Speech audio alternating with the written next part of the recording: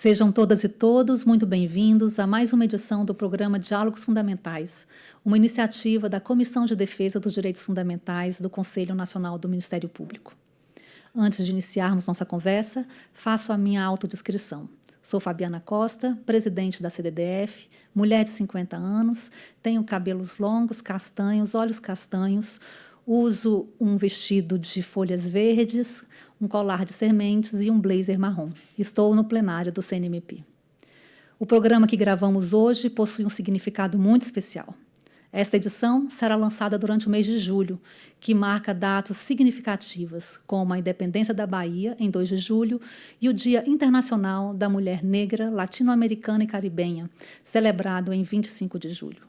Instituída em 1992, essa data representa um importante marco do reconhecimento da luta das mulheres negras contra o racismo, o sexismo e todas as formas de discriminação. No Brasil, também homenageia Teresa de Benguela, liderança quilombola que simboliza resistência, organização coletiva e defesa da liberdade. Ao escolhermos este tema, reafirmamos o compromisso do Ministério Público com a promoção dos direitos fundamentais, da igualdade racial e da democracia. O tema desta edição é Bem Viver, democracia, justiça racial e direitos fundamentais. Mas, afinal, o que significa bem viver? O bem viver representa uma proposta de construção coletiva da sociedade, baseada na dignidade humana, na igualdade, na solidariedade, no cuidado, na valorização da diversidade e na convivência democrática. No Brasil, esse conceito ganhou grande relevância com a Marcha das Mulheres Negras contra o Racismo, a Violência e pelo Bem Viver, realizada em 2015 e que foi reafirmado 10 anos depois pelo Manifesto das Mulheres Negras por Reparação e Bem Viver, que propõe uma reflexão sobre como enfrentar desigualdades históricas e fortalecer a democracia por meio da promoção da justiça racial. E é justamente sobre essa construção coletiva e sobre os desafios que ela apresenta às instituições democráticas que conversaremos hoje. Tenho a honra de receber aqui, primeiro, a minha querida colega de colegiado, a quem vou passar a condução desse programa, a doutora Karen Luise. A doutora Karen Luise coordena a área de igualdade racial, juntamente conosco na CDDF, e também na presidência da unidade de capacitação do CNMP. E a Vossa Excelência, doutora conselheira, eu passo a condução do programa. É uma satisfação muito grande estar aqui, minha saudação a todas e todos que nos ouvem, que nos assistem. Eu vou fazer também a minha autodescrição. Eu sou uma mulher negra de 56 anos, tenho cabelos crespos na altura dos ombros, estou vestindo uma camisa branca e uma saia branca com flores negras, que não podem ser vistas aqui, mas que ornam essa minha vestimenta de hoje.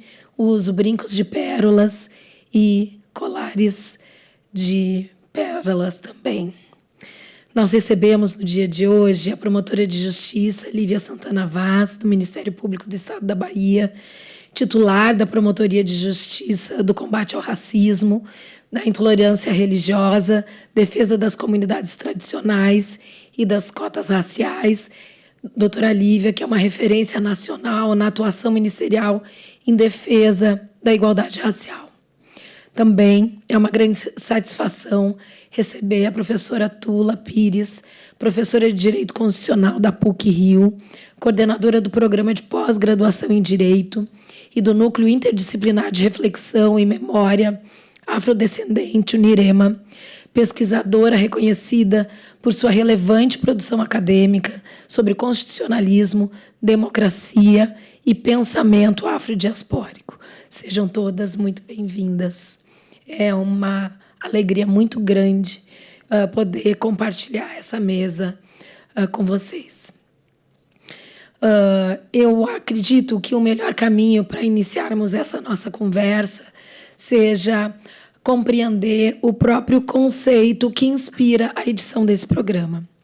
A expressão bem viver desperta curiosidade e muitas vezes é pouco conhecida pelo público. No entanto, ela vem ocupando um espaço crescente nas discussões sobre democracia, igualdade racial, direitos humanos e desenvolvimento. E é nesse sentido que as mulheres negras, a Marcha das Mulheres Negras, traz o bem viver como um elemento central na sua luta e nas suas demandas sociais aos poderes constituídos na sociedade brasileira. Então, eu gostaria de ouvir um pouco as nossas visitantes aqui, e iniciando pela professora Tula, gostaria que nos ajudasse a compreender um pouco esse significado e a importância do conceito de bem viver para as instituições do nosso país. Bom, obrigada. Queria começar dizendo da alegria de compartilhar esse espaço com vocês. É uma alegria discutir e falar de bem viver com a doutora Lívia, a doutora Karen, a doutora Fabiana. A gente está diante de uma construção muito importante para mulheres negras e indígenas da região em que a gente vive, uma região que, a partir da Lélia Gonzalez, eu gosto de chamar de América Ladina. Não vai dar tempo da gente explicar o que é a América Ladina, mas fica a dica aí para quem ainda não conhece o trabalho da professora Lélia Gonzalez e como ela caracteriza esse território onde a gente vive, porque isso traz implicações concretas sobre a maneira pela qual a gente vai colocar em contexto essas ideias. Mas a gente está falando de algo que é construído há muito tempo, sobretudo por mulheres de nossa região e, sobretudo, mulheres negras e indígenas, e tem a ver com essas construções coletivas. Tudo bom? Construções coletivas que permitiram que, a despeito de uma série de violências perpetradas desproporcionalmente contra esses grupos nesse território, elas tivessem conseguido manter a defesa pela vida delas próprias e de suas comunidades. Então, a gente está diante de um conceito, de um paradigma, mais do que um conceito, que tem a ver não só com a possibilidade da gente confrontar muitas das estruturas e o legado colonial dessas estruturas que fazem com que ainda essas mesmas mulheres e suas comunidades vivenciem violências cotidianas e estruturais, mas também a possibilidade de oferecer, a partir desse paradigma, caminhos em que a violência e a desumanização de pessoas negras e indígenas não sejam mantidas, não sejam reproduzidas, nem nas relações intersubjetivas, menos ainda nas relações institucionais. Então, a gente está diante de um paradigma que, nas regiões andinas, de alguma maneira, acaba sendo mais fortalecido e difundido por mulheres indígenas, e que, no Brasil, também, junto com as indígenas, mulheres negras vêm se organizando politicamente também em torno dessa ideia. Essa organização política mais recente em torno da ideia de bem viver, que a gente um pouco considera a partir da Marcha de 2015, ela nasce por uma provocação, sobretudo da Nilma Bentes, que é uma ativista importante do estado do Pará, uma mulher negra importante na trajetória de luta política de mulheres negras no Brasil. E a Nilma Bentes, a gente estava naquele momento, que era um momento percebido como um momento de estabilidade democrática entre nós, e mesmo diante de um período reconhecido como de estabilidade democrática, a gente percebia que as mulheres negras e suas comunidades vivenciavam ainda práticas cotidianas de vilipêndio e desumanização que eram incompatíveis com um Estado democrático de direito. E a Nilma provoca um pouco mulheres negras, não só a que a gente se organizasse em marcha, mas que a gente, nessa marcha, nós nos impulsionássemos através de uma ideia que nos oferecesse também um caminho que não fosse um caminho tão desenvolvido, explorado ou difundido no nosso contexto político mais amplo. E a ideia de bem viver acaba sendo essa grande ideia que amálgama uma série das demandas e das ações políticas que mulheres negras vêm desenvolvendo ao longo de muito tempo, né, de muitos séculos, em muitos lugares, e que, naquele momento, permitia que a gente constituísse esse espaço temporal comum que garante a convivência entre ontologias distintas, que prega o respeito intercultural, que pensa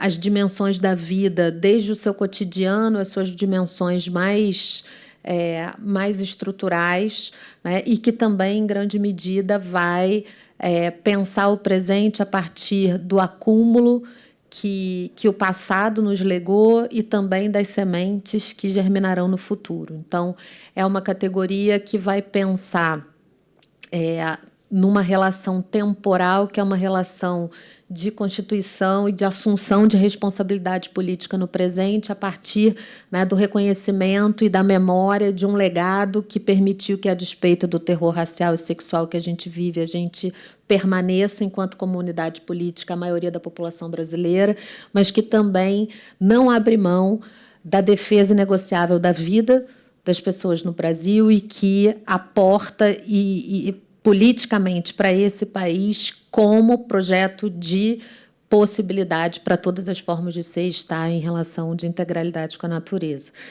É um paradigma que faz também com que a gente pense não só a relação entre humanos de forma respeitosa e intercultural, mas a relação entre humanos, entre vidas não humanas, na relação direta com ancestrais, né? Tudo isso fazendo parte, como parte da natureza, e tudo isso fazendo parte das nossas preocupações e, sobretudo, no modo em que a gente pensa não só as estratégias de sobrevivência no presente, mas também como manter ou criar condições de possibilidades materiais e simbólicas para que a gente siga sendo possível num mundo, né, que tem se apresentado com muitas poucas possibilidades de continuação, né? Então, acho que, num primeiro momento, dá para esquentar o jogo. Deu para esquentar muito, obrigada, professora Tula. E, para ilustrar, gostaria de referir que o conceito de bem viver ele está na Constituição equatoriana, né?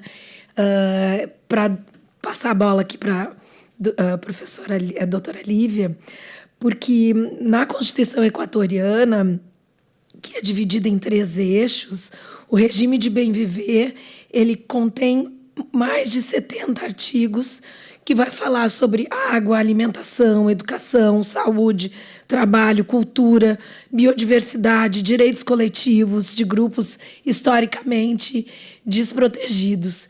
Então, doutora Lívia, como que a gente coloca isso, né, na importância dessa reflexão sobre bem viver para a atuação do Ministério Público e para essa estrutura de Estado que a gente tem presente? Então, primeiramente, dizer da alegria de estar também compondo essa mesa, né, pensar no tema como algo fundamental para a construção de uma democracia que ainda está por vir.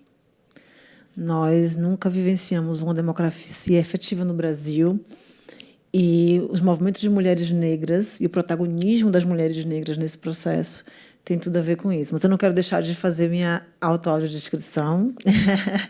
Eu me chamo Lívia Santana Vaz, sou uma mulher negra, nordestina, não dá para ver na imagem, mas é preciso ser dito também essa questão territorial.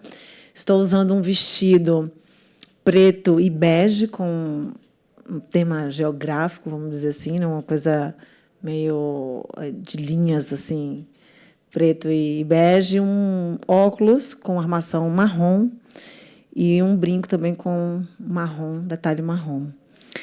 Então, vamos lá. Eu quero chamar para essa reflexão uma frase que está na própria declaração, na carta da Marcha das Mulheres Negras de 2025, né? Que é sobre gestar o impossível. E as mulheres negras estão gestando o impossível desde sempre nesse país. Por que gestar o impossível? Os movimentos de mulheres negras são acusados cotidianamente de serem identitários, né? A professora Tula falou aqui em respeito intercultural. E é isso que esse movimento de mulheres negras tem feito. O movimento de mulheres negras não é um movimento identitário, ele luta contra o racismo, o sexismo, mas luta contra todas as formas de opressão, buscando justamente essa interconexão, essa pluriversalidade intercultural, para que a gente possa pensar um futuro. Porque, do modo como nós estamos vivendo hoje, é preciso realmente olhar para trás e beber da fonte dessas comunidades originárias, dos quilombos, das comunidades indígenas, para que a gente possa tornar viável esse futuro. Porque, por hora, o que se está construindo não tem sido viável, né? Não é um futuro viável, não é um futuro democrático. Então, essas mulheres estão gestando esse impossível porque estão protagonizando essa luta por uma democracia construída coletivamente, apesar de seguirem na base da pirâmide socio-racial. Na sociedade brasileira, as mulheres negras são aquelas que recebem a menor renda média mensal, ainda que para realizar as mesmas atividades e com a mesma qualificação que outros grupos étnico-raciais, né? Homens negros, mulheres brancas e homens brancos no topo. As mulheres negras, foi bom a doutora Karen ter colocado essa questão institucional também, não chegam a representar 6% do sistema de justiça, embora representem o maior grupo social da população brasileira, ou seja, 28%, e seguir falando em bem-estar e construindo esse bem-estar, não apenas para si, mas para todos e todas, é realmente gestar o impossível. Então, as mulheres negras já estão fazendo isso, e essa democracia que está por vir, ela não será efetiva, ela não será real, se não vier também, e, sobretudo, das mãos dessas mulheres negras que estão gestando o impossível. E o Ministério Público tem muito a aprender com essas mulheres. O Ministério Público tem muito a aprender com os movimentos negros. O Ministério Público tem muito a aprender sobre a construção e a efetivação da sua missão constitucional. Eu não acredito em uma justiça que se construa para as pessoas, né? Que seja realizada unilateralmente para as pessoas. Essa justiça precisa ser construída com as pessoas. E essa aproximação do Ministério Público e de todo o sistema de justiça com esse movimento pelo bem viver é fundamental para que a gente consiga realmente realizar a nossa missão constitucional. Vou fazer até um bate-bola aqui com a Lívia, com a doutora Lívia, com a professora Tula. A gente, neste mês de julho também, a Unidade de Capacitação e a CDDF lançaram, juntamente com a ouvidoria do CNMP e várias outras instituições, lançamos a Estratégia Nacional de Combate à Violência Política de Gênero e de Raça, que me parece ter uma interseção muito grande, né, sobre o que está falando aqui neste programa, na medida em que estamos falando de uma representação vergonhosa, né, que nós temos na democracia brasileira, da grande população que forma, de fato, a nossa população, e o papel central do Ministério Público brasileiro, que tem como missão constitucional a defesa, né, do Estado Democrático de Direito e, muito especialmente, o combate à violência, que é um dos temas que impede, de uma forma muito contundente, o acesso à participação política, né, de mulheres negras, né, nos espaços de poder. Então, entrando aqui em conexão com vocês em relação a esse tema e dando também notícia, né, da Estratégia Nacional que estamos lançando juntas, né, Karen? Exatamente. A estratégia foi lançada nesse mês de julho e ela tem como objetivo se fortalecer o Ministério Público Nacional no sentido de proteção e promoção das candidaturas femininas, né, durante o período eleitoral, para que a gente possa continuar encorajando essas mulheres à participação no espaço político. Nós temos pouco mais de 18% na Câmara dos Deputados e talvez 30% no Senado. São muito poucas mulheres a vocalizar demandas de tantas mulheres. E se a gente for falar de mulheres negras, temos menos mulheres negras ainda, se a gente for falar no espaço político nacional, né? Aqui em Brasília, na Câmara dos Deputados, no Congresso Nacional.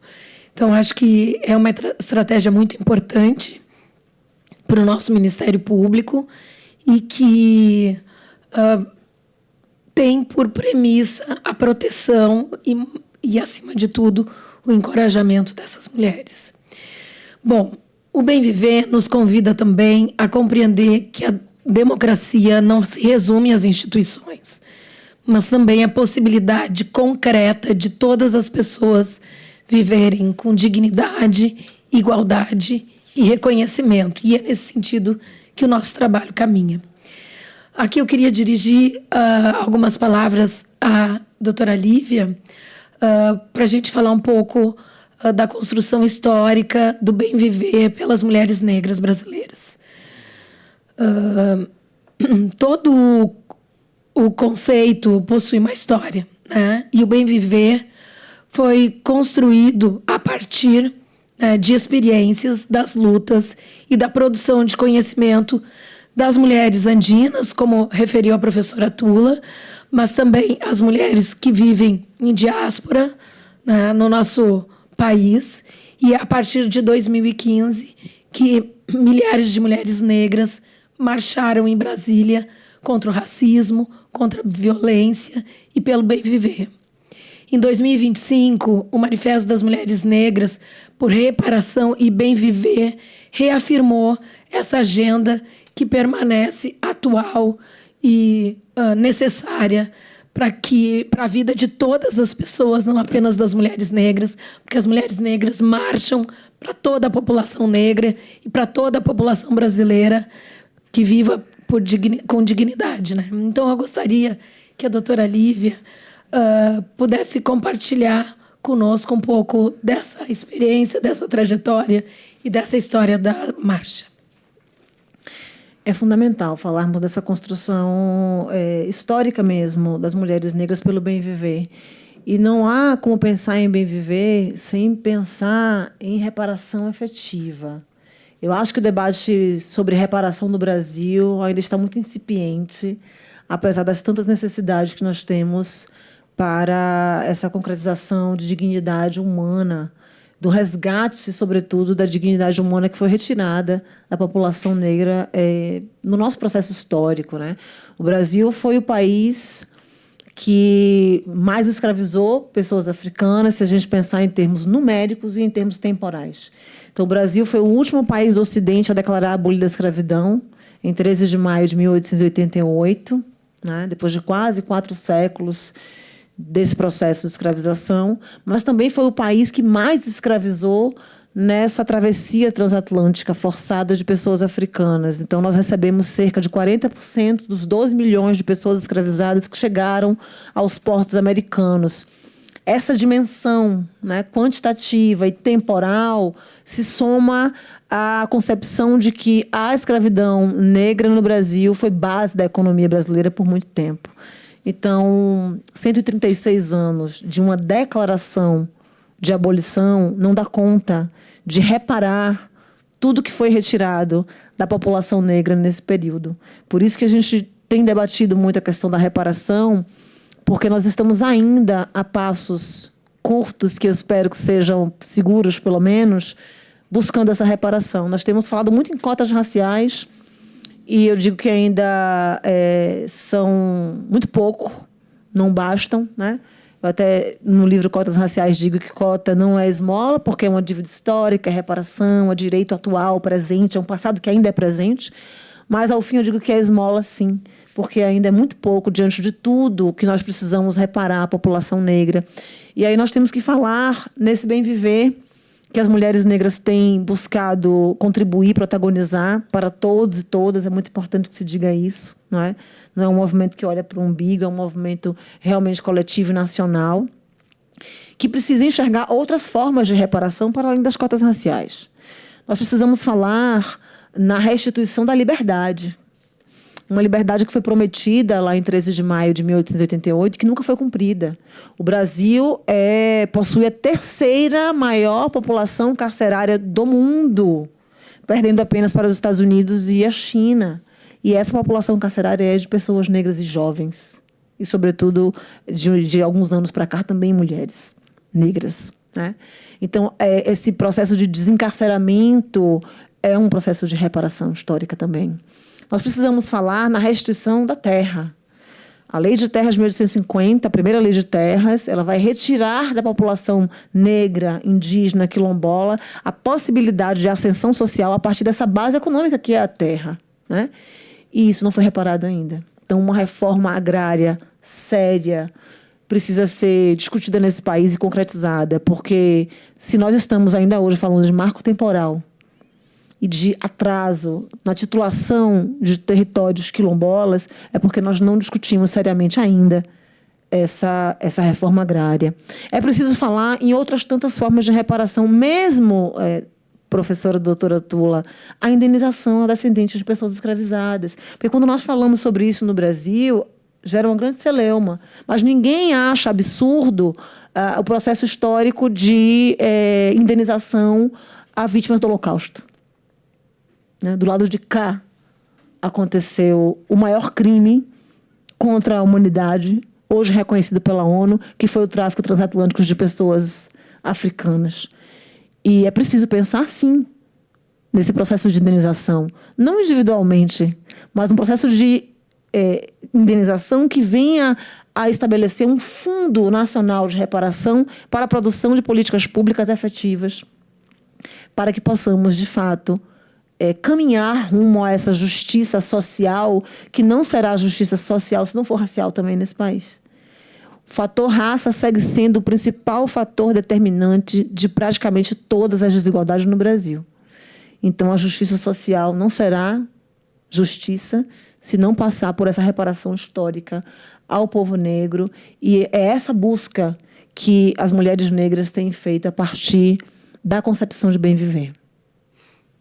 Obrigada, doutora Lívia. Eu queria passar para a professora Tula, só para que pudesse nos dizer um pouco sobre o manifesto e qual a importância do manifesto da Marcha das Mulheres Negras. Eu vou, antes de falar do manifesto, fazer minha autodescrição, que eu acabei esquecendo no primeiro momento. Sou uma mulher negra, alta, estou vestindo blazer branco, blusa branca, óculos de armação branca, tenho dreads bastante compridos. Estou quase nos 50 também, que a nossa mesa está o quê? Distribuindo maturidade e beleza, não é mesmo? E acho que é isso, né? Em relação à audiodescrição. Então, o manifesto ele é importante não só, né, porque ele resgata, não, ele mantém uma prática importante e histórica dos movimentos negros e mulheres negras no Brasil, que é o de que os nossos atos, né, de reivindicação, eles vêm sempre acompanhados desses documentos, desses manifestos, que, em grande medida, permitem a enunciação de uma agenda política que está sendo reivindicada na esfera pública.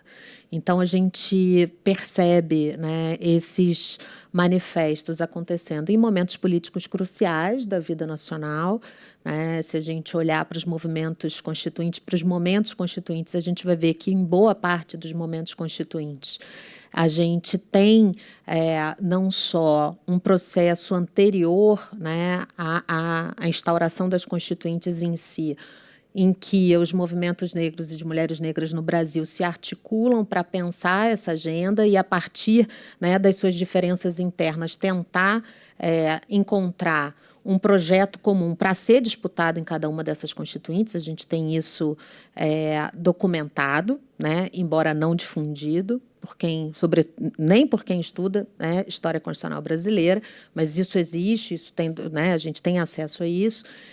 E não só nos momentos constituintes, mas em outros momentos relevantes da vida nacional, a gente reitera essa prática. E esse manifesto, tanto de 2015 quanto de 2025, são exemplos contemporâneos muito relevantes do tipo de agenda política que o movimento de mulheres negras está reivindicando. Então, um exercício não só a partir do qual a gente enuncia esse acúmulo de discussões que são feitas antes desses atos políticos, né, que eclodem em marchas, que eclodem, né, em determinados episódios que a gente consegue marcar no tempo, mas que são fruto de construções. O manifesto de 2015 ele teve uma construção muito bonita e muito interessante, né? Porque a gente teve, nos momentos preparatórios, uma série de encontros em todos os cantos desse país, da maneira mais juntando organizações já consolidadas com coletivos que estavam, a gente estava naquele período, né, pós 2013, entre 2013 e 2015, onde teve uma profusão de coletivos, de formas de organização política distinta daquelas que tradicionalmente a gente conhecia, eclodindo no país inteiro. Em relação às mulheres negras também aconteceu. Então, das organizações mais consolidadas aos coletivos que estavam sendo instituídos naquele momento, a gente teve uma série de discussões em todos os cantos do país, onde mulheres negras, né, que são muito distintas entre si, de gerações muito distintas, puderam, de fato, não só discutir a agenda política que fazia sentido colocar na rua e reivindicar enquanto um projeto comum, mas também em que termos esse projeto precisava ser colocado no mundo, né? A gente fez isso em 2015, a gente fez isso antes de 2025 também, mas eu coloco o momento de 2015 porque ele foi efetivamente um momento a partir do qual, inclusive, né, a gente viu uma série de desdobramentos no campo da própria atuação de mulheres negras na vida política institucional. A gente vê, depois da marcha de 2015, um número muito maior de candidaturas de mulheres negras que começam a aparecer, né, nas várias instâncias federativas, fruto exatamente dessa construção coletiva, né, e que, em grande medida, esse manifesto ajuda, né, a compreender, porque ali a gente verbaliza esses acordos fruto de construções. Então, quando a gente está falando de acordo, a gente não está buscando aqueles consensos abstratos, mas a gente está falando de uma construção política, né, em que a gente vai devagarinho, de acordo com cada contexto, cada território, com cada demanda geracional, da relação diversa entre mulheres de floresta, das águas, do urbano, que vão se conformando e que a gente, de alguma maneira, enuncia nesse manifesto. Então, é uma noção de bem viver que vai para o documento de 2015, que vai ser reiterada no documento de 2025, que é fruto dessa construção. E 2025 tem a beleza, né, da gente olhar para esses 10 anos e perceber em que medida aquela construção faz ou não faz sentido, o que a gente traz, né, para essa agenda política que ainda não foi colocada e o que a gente precisa reiterar ou precisa reforçar. E eu lembro também que, a partir de da marcha de 2015, a gente fez aí, tentando implicar mais diretamente o sistema de justiça, né, porque a gente está aqui um pouco num órgão central, né, para o sistema de justiça, que é o Conselho Nacional do Ministério Público. A gente... Depois da marcha de 2015, o movimento de mulheres negras como um todo organiza um documento, né, e entrega ao então presidente Supremo, que era o ministro Luiz Fux, com as reivindicações que eram mais diretamente, que constam desse manifesto e que eram mais diretamente relacionadas à estrutura do Poder Judiciário, porque a gente tinha mandado documento para o presidente do Supremo. E isso tudo para dizer que desse documento saem muitos exercícios de incidência, né? E no sistema de justiça a mesma coisa. Então, esse é um documento que não é importante apenas para quem quer saber o que significa o bem viver ou entender um pouco mais da agenda política das mulheres negras naquele momento, mas tem uma agenda muito propositiva para diferentes órgãos do sistema de justiça do que precisa ser feito, né? De como as mulheres negras olham para as nossas instituições, né, e orientam atuações, né? A doutora Lívia falava do quanto que o Ministério Público, por exemplo, precisa aprender com o movimento de mulheres negras. A gente tem nesses documentos uma série de aprendizados que são aprendizados que, sim, transmitimos também de forma oral, mas que documentamos, que colocamos em manifesto, que constituímos agendas políticas e que damos desdobramentos a eles em diversas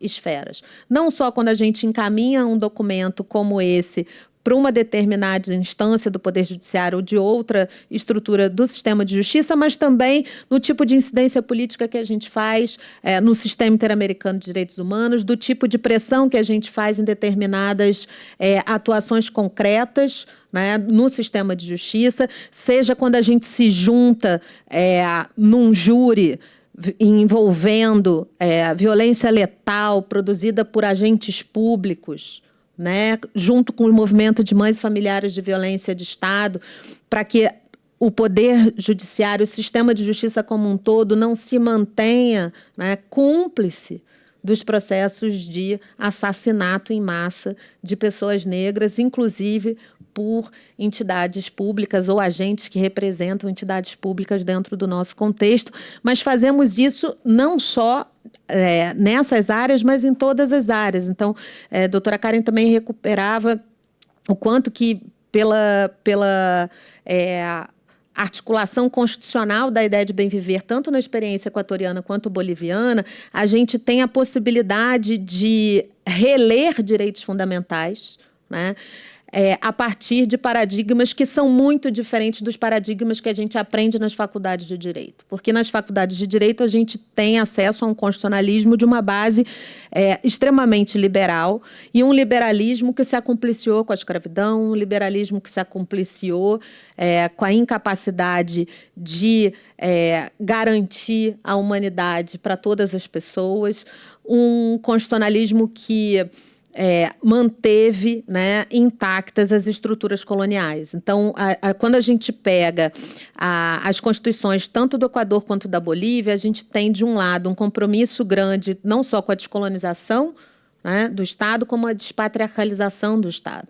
E com descolonização, a gente está falando exatamente disso. A gente não está falando de palavra de moda, né, nem de escudo para se fazer qualquer coisa. Quando a gente está falando de descolonização, a gente está efetivamente enfrentando tudo aquilo que da ordem colonial se mantém entre nós.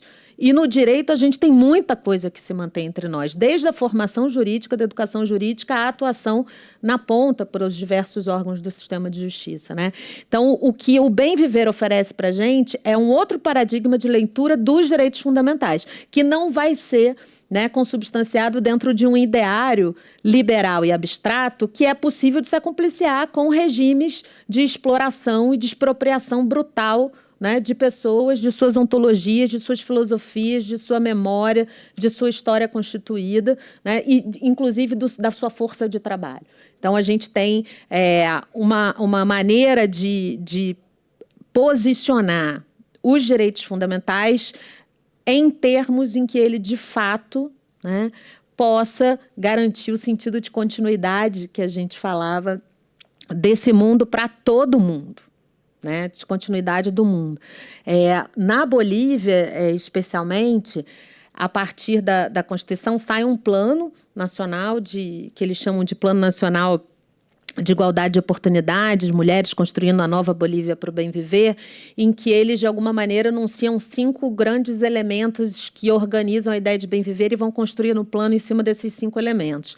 O primeiro seria o corpo, o segundo, espaço, tempo, movimento e memória. E em cada um deles a gente tem a possibilidade de desdobrar, né, uma série de consequências importantes para a leitura dos direitos fundamentais, né? Então, quando a gente pensa em corpo e pensa no corpo, vou falar só do corpo, tá?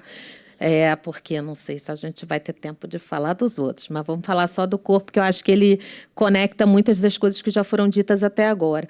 Quando elas falam do corpo, elas pensam nesse plano, o corpo, não só pela ideia de proteção integral, algo que parece que não é novidade, porque a gente tem uma série de documentos normativos que falam de proteção integral, né? Mas a aplicação e como a proteção integral mobilizada vai ser completamente diferente aqui. Por quê? Porque elas tem que lembrar que essa construção de bem viver, a gente está falando desde o início, e não só pelo dia 25, é uma construção gestada por mulheres negras e indígenas, no lugar onde a gente vive. Então, quando a gente pensa em corpo, a gente pensa num corpo que não é aquele que vai projetar o tipo de proteção integral que seja exclusiva para mulheres, porque boa parte das mulheres de nossa região, quando se organizam politicamente, não estão pensando apenas em si, elas estão pensando naquilo que é necessário para manter a continuidade das suas comunidades políticas, certo? Mas elas têm uma preocupação muito grande com as especificidades, né, do tipo de proteção que as mulheres precisam ter em razão dos ciclos de violências coloniais e patriarcais que recaem desproporcionalmente, e racistas, né, que recaem desproporcionalmente sobre nós. Então, no nosso caso, a gente tem, por exemplo, o Plano Nacional de Saúde Integral da População Negra, a gente tem o Plano Nacional de Saúde Integral de pessoas do campo, das florestas e das águas, que muito pouco a gente mobiliza, né? Então, quem, né, dentro das nossas estruturas do sistema de justiça, diante de uma demanda envolvendo o direito à saúde, tem mobilizado de forma adequada esses dispositivos que a gente pode mobilizar para pensar a proteção integral, né? Como a gente vai, em grande medida, pensar algumas questões que são relacionadas, por exemplo, a direitos sexuais e reprodutivos a partir de uma perspectiva que está pensando, né, na garantia da continuidade, né, de um grupo, de uma comunidade.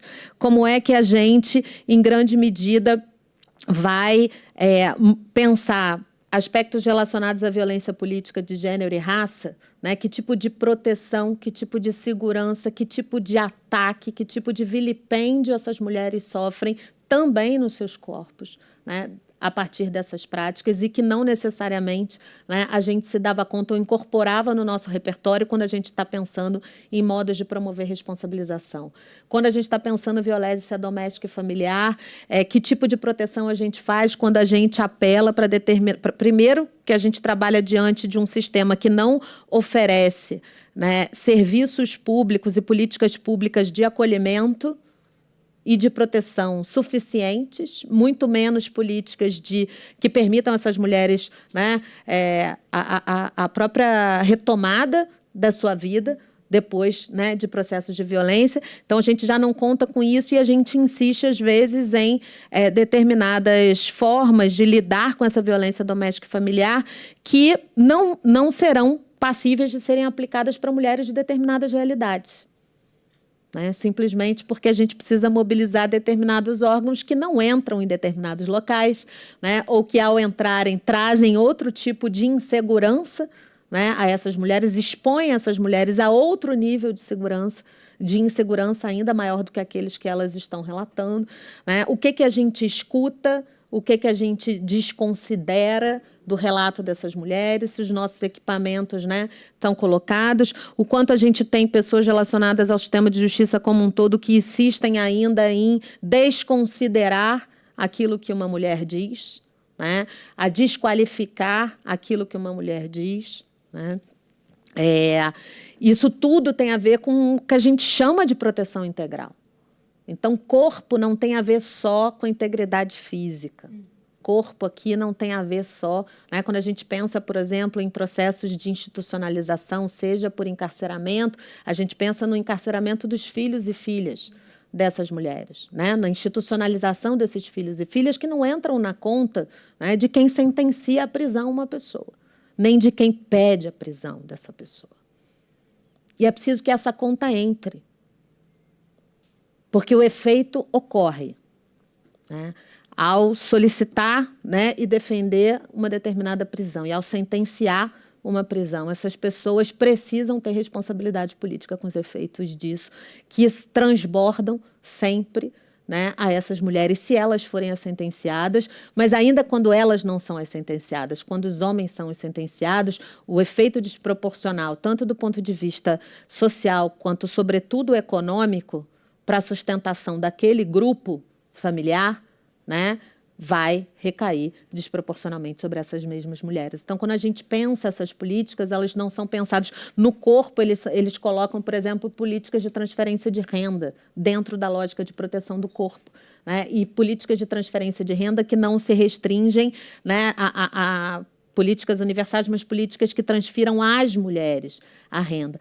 Junto com política de transferência de renda, eles estão pensando também no acesso a bens materiais e tangíveis, como a doutora Lívia falava, da possibilidade da gente pensar a questão do acesso à terra, do acesso aos meios necessários para que essas mulheres mantenham as suas comunidades economicamente ativas e que, né, façam a subsistência das suas comunidades, e sobretudo, um ideário que vai confrontar de maneira muito direta essa lógica desenvolvimentista, né, que prima pela exploração, né, e pela acumulação de pessoas e natureza reduzidas à ideia de recursos.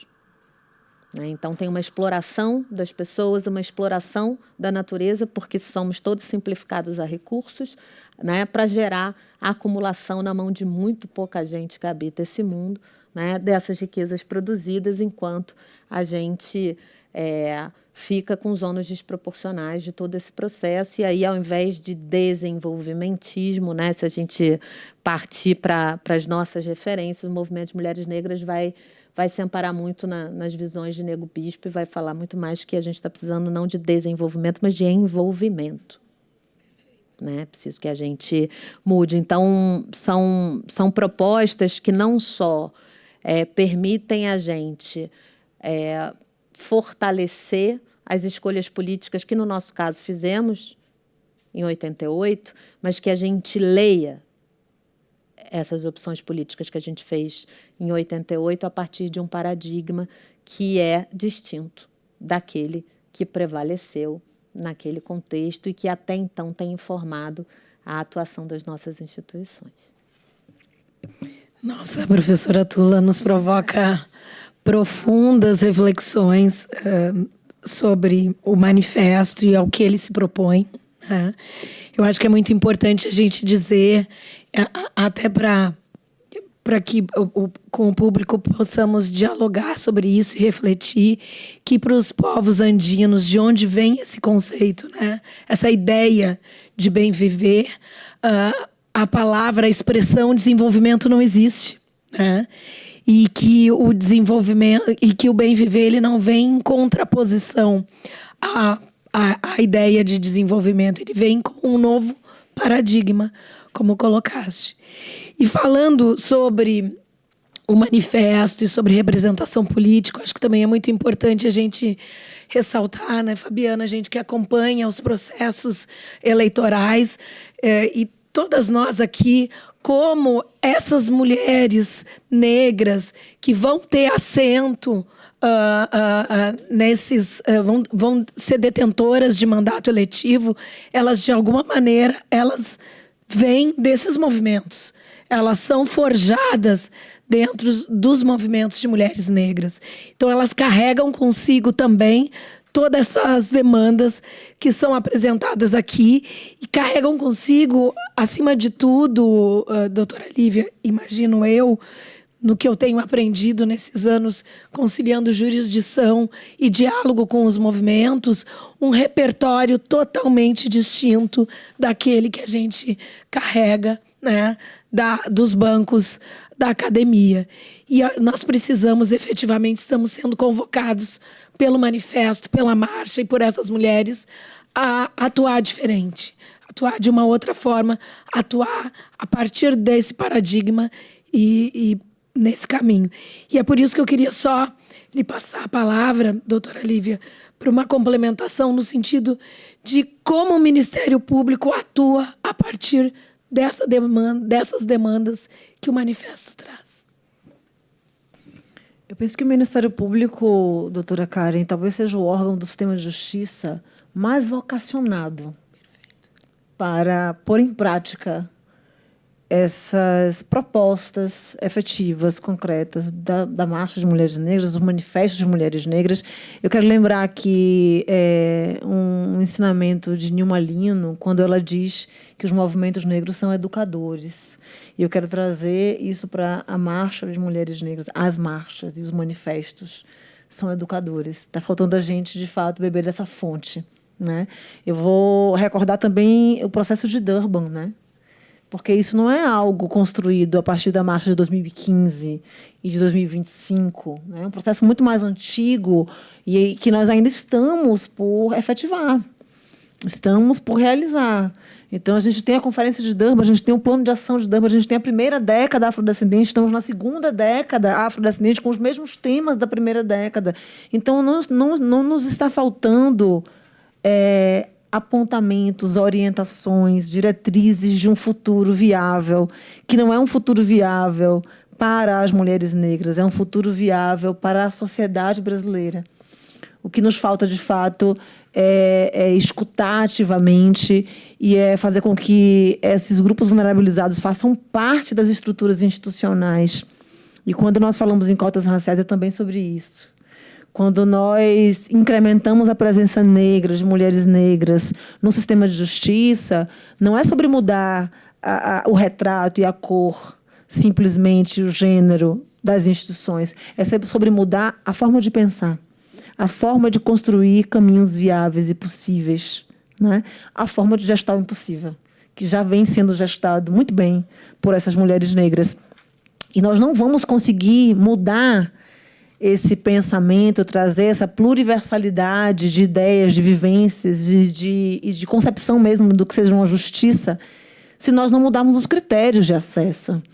Então, há uma evolução paulatina, gradativa nesse sentido, doutora Karen, que vem trabalhando muito com a questão das ações afirmativas no CNJ, agora no CNMP, mas nós precisamos evoluir ainda mais, né? Quando nós, por exemplo, colocamos como critérios para distinção de candidatos e candidatas nos concursos públicos para o sistema de justiça, a formação acadêmica, nós estamos criando filtros e obstáculos que vão perpetuar o mesmo tipo de perfil nas instituições.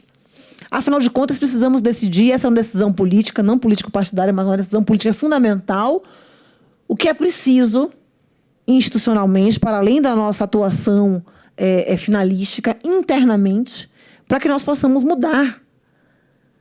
E quando nós seguimos exigindo parâmetros que são parâmetros institucionalmente racistas, nós não conseguimos mudar. Afinal de contas, é mais importante que tenhamos nos quadros do Ministério Público, da Defensoria Pública, da magistratura, pessoas que tenham um doutorado, por exemplo, que é um título que é considerado, né, na prova de títulos, ou que tenhamos mulheres negras oriundas dos movimentos sociais, com experiência em organizações não governamentais, com essa experiência mesmo de gestão política de que estamos falando aqui. Então, é preciso ter a coragem, eu diria, de mudar esses critérios e pensar essa meritocracia para além dos privilégios da branquitude, porque esse privilégio ainda permanece no sistema de justiça e permanece na sua composição e, consequentemente, na forma como essa justiça é concretizada para as pessoas, né? Nós falávamos aqui na questão dos paradigmas de direitos fundamentais e direitos humanos. E talvez o direito seja uma das áreas do conhecimento, doutora Tula, mais epistemicidas. Porque nós seguimos, mesmo no Brasil, na América do Sul, né? na América Latina, com esse parâmetro, esse paradigma eurocêntrico, fundado no norte global, numa razão moderna, que nega determinados saberes que, para nós, estamos compreendendo a partir desse ensinamento das mulheres negras são essenciais. São essenciais e que estão sofrendo ainda apagamentos. Se nós formos pensar na construção dos direitos humanos, muito raramente teremos nos bancos das universidades, das faculdades de direito, uma discussão sobre a Carta Mandinga, por exemplo. Né? Nós discutimos a Carta Magna inglesa, que tem uma raiz de proteção de direitos da burguesia, com interesses econômicos, mas não estudamos a Carta Mandinga, que já traz no seu bojo o que hoje nós chamamos de direitos humanos, o que hoje talvez estejamos chamando de bem viver. Equidade, proteção ao meio ambiente, né? A responsabilização coletiva pela paternidade, pela criação das crianças, a participação das mulheres em todas as instâncias do governo Mandinga, 1235. E a gente não olha para esses documentos porque a gente ainda considera os direitos humanos um monopólio do norte global. Né? Então, olhar para o Sul, sulear esse pensamento, olhar para os Andes, né? Olhar para as constituições que foram tão bem mencionadas aqui, que pautam o bem viver como centralidade, é fundamental para que a gente consiga girar essa chave a partir do interior mesmo da composição do sistema de justiça, da academia jurídica, porque, para finalizar, eu acho que um dos maiores contributos das marchas das mulheres negras e dos manifestos das mulheres negras, que não deixam de considerar os passos que vieram muito antes, né, de 2015 e 2025, talvez tenha sido transformar dores históricas em projeto político. Isso já está posto. E a gente precisa beber dessa fonte. Urgente. Obrigada, doutora Lívia. Queria passar a palavra à doutora Fabiana, para que também diga um pouco aí do que vem pensando sobre esse nosso diálogo e nos dizer sobre o papel das instituições, do Ministério Público, enfim.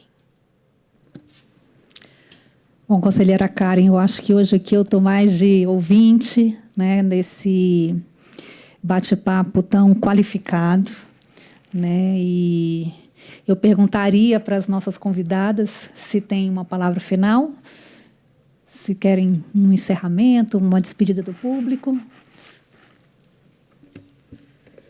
Eu acho que a ideia é que a gente, né, com esse encontro, a gente desperte o interesse das pessoas sobre essa ideia de bem viver, uma ideia que permitiu aprendizados políticos, filosóficos, normativos para muitas de nós, né, nas últimas décadas, e que tem muito a oferecer para a atuação do sistema de justiça, não só porque o sistema de justiça pode exercer o seu mandato constitucional com muito mais competência, né, se abre para esse ideário, mas porque o sarrafo de combate ao racismo no Brasil mudou.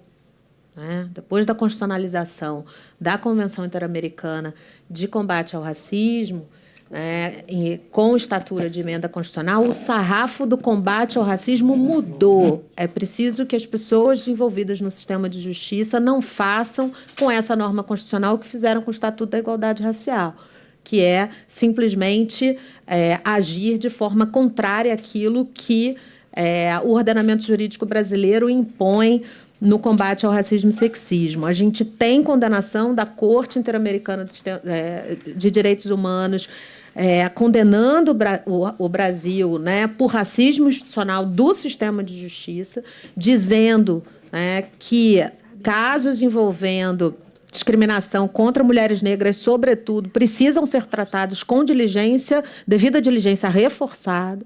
A gente tem protocolos, né, de julgamento com perspectiva racial que não instruem apenas a atuação de juízes. Né?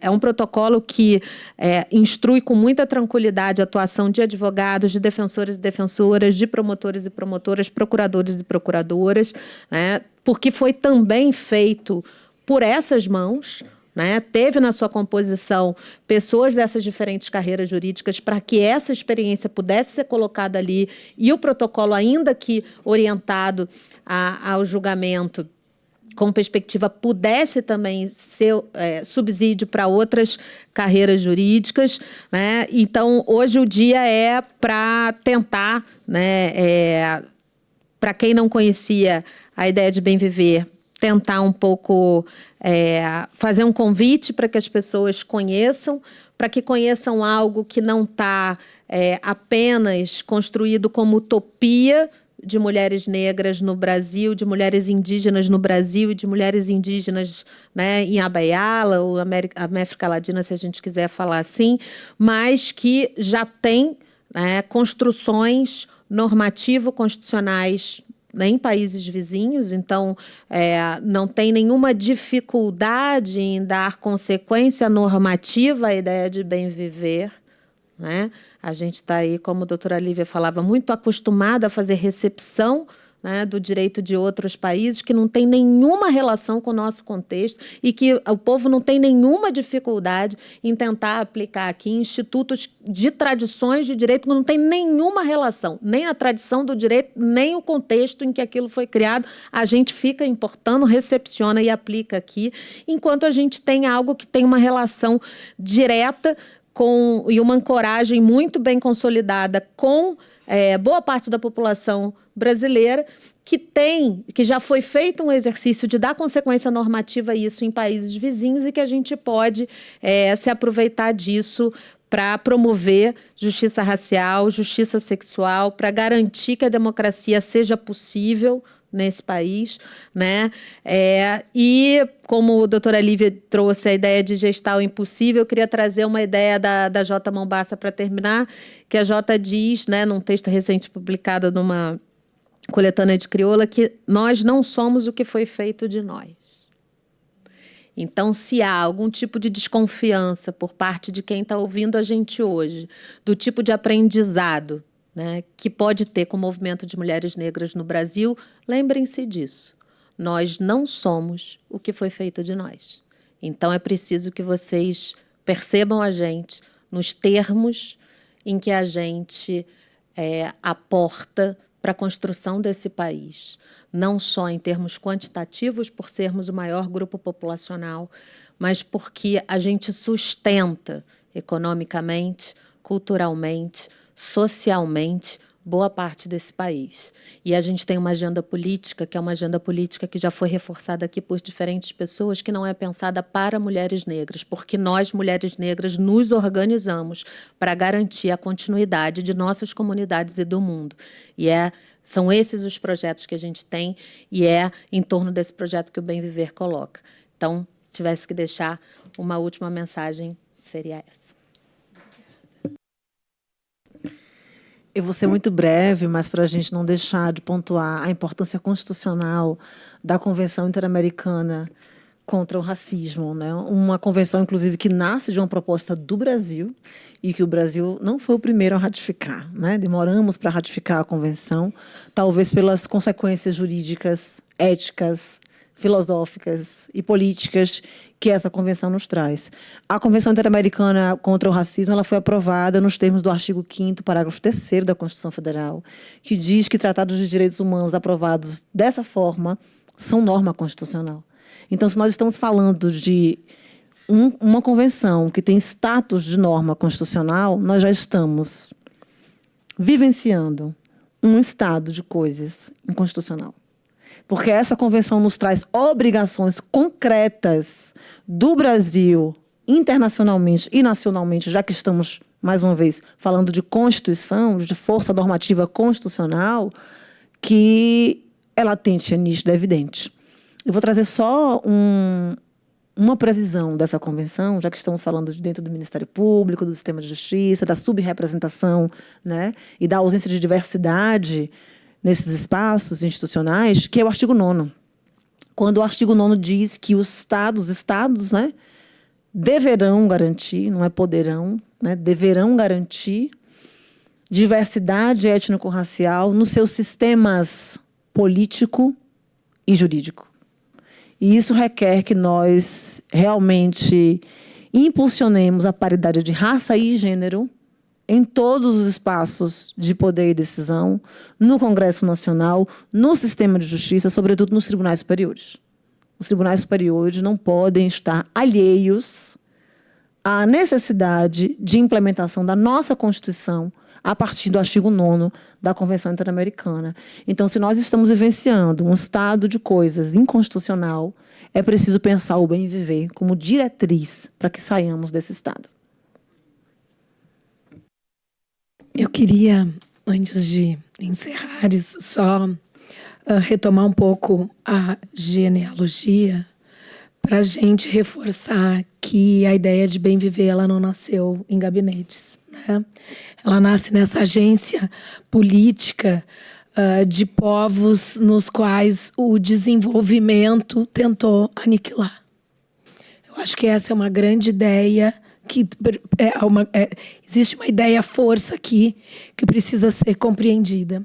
E que quando a gente, Fabiana, enquanto conselheiras do Ministério Público, incorporamos e trazemos para o Ministério Público brasileiro a ideia do bem viver, a gente também convoca todos esses atores a cumprirem o mandato constitucional que está lá previsto no artigo 127, para que todas as pessoas efetivamente existam, vivam e consigam superar ao menos as desigualdades com as quais hoje nós precisamos